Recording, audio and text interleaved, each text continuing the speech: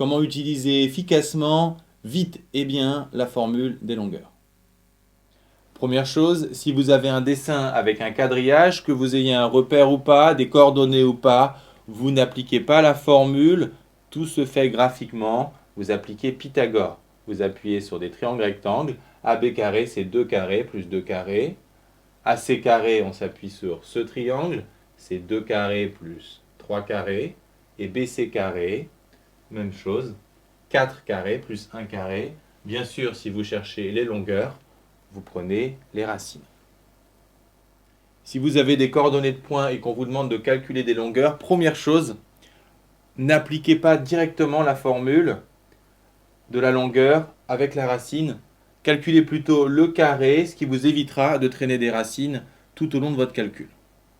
Ensuite, vous remplacez les coordonnées de A et B par leur valeur et vous simplifiez, vous trouvez que AB égale racine de 250.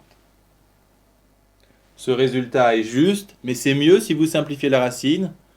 250 c'est 25 fois 10, et quand vous avez des multiplications et des racines, vous pouvez séparer les racines, et puisque 25 est un carré, vous pouvez simplifier racine de 25 en 5, donc 5 racines de 10.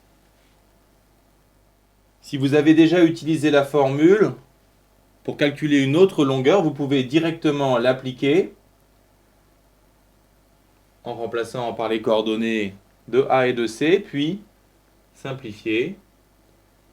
Racine de 153, lui, ne se simplifie pas.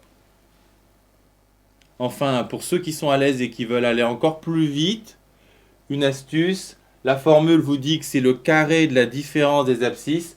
Donc vous demandez juste quelle est la différence entre 4 et 1, sans vous intéresser au signe. Donc la différence c'est 3. La différence entre 3 et 5 c'est 2. Et vous mettez directement pour BC, donc 3 carrés plus 2 carrés égale 13. Bien sûr, vous faites ça uniquement si vous avez écrit plus haut la formule des longueurs. Et vous pouvez conclure que BC égale racine de 13. Regardons de plus près cette méthode de calcul rapide. Première chose, je vous conseille de mettre les coordonnées sous forme verticale. La méthode sera plus facile à appliquer. Écart des abscisses, donc écart des nombres du haut au carré, 4 au carré, plus écart des nombres du bas au carré, 2 carrés, ce qui donne 20. Pour finir, deux autres exemples. AC carré, écart entre 2 et 1, donc 1. Écart ici 2, donc 1 carré plus 2 carrés, ça fait bien 5. Ensuite, BC carré, écart entre 6 et 1, 5. Écart entre 3 et 7, 4. On trouve 41. Bien sûr, si on veut les longueurs, on prend les racines de tous les nombres. Notez que racine de 20 se simplifie en 2 racines de 5.